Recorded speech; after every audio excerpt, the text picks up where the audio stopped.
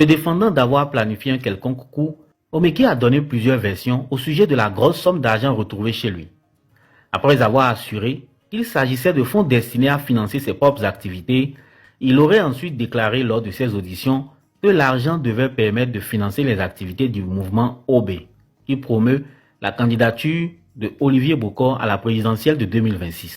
Pour l'assurance en Côte d'Ivoire, Omeki affirme que le colonel est un ami d'enfance à qui il a voulu faire plaisir.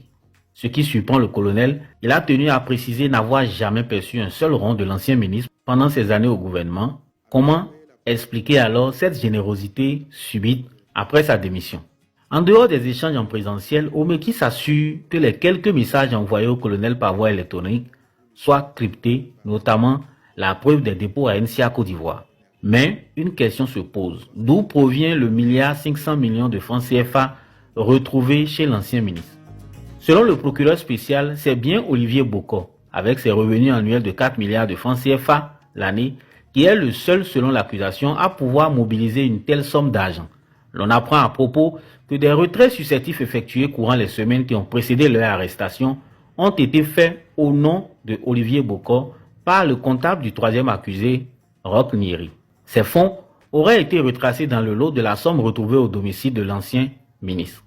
Mieux, une somme de 250 millions de francs CFA représentant des revenus d'entreprise de Olivier Bokor aurait été retirée dans une agence de Ecobank au Togo avant d'être transportée en voiture et remise à Olvas Omeki. Le troisième accusé du nom de Roch Nyeri, toujours en cavale, et beau-frère de Olivier Bokor, aurait quant à lui ordonné le décaissement de la majorité des fonds retrouvés chez l'ancien ministre.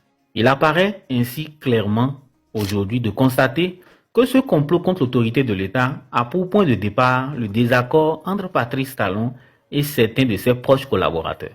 Mais le point central de cette mésaventure, ce sont les ambitions présidentielles inavouées d'Olivier Bokor. En 2023 déjà, un mouvement de soutien à la candidature d'Olivier Bokor voit le jour. L'homme, qui est pourtant toujours resté discret, n'a pris aucune disposition pour arrêter les agissements de ce mouvement, dont plusieurs s'interrogent sur les sources de financement de leurs activités couvrant toute l'étendue du territoire national. Et comme si cela ne suffisait pas, plusieurs proches de Talon ont commencé à faire allégeance au dit mouvement au mépris de la réforme du système partisan qui veut que la vie politique soit menée essentiellement au sein des partis politiques. Le cas du ministre Oswald Omeki est celui qui a été le plus perçu par le chef de l'État comme une trahison.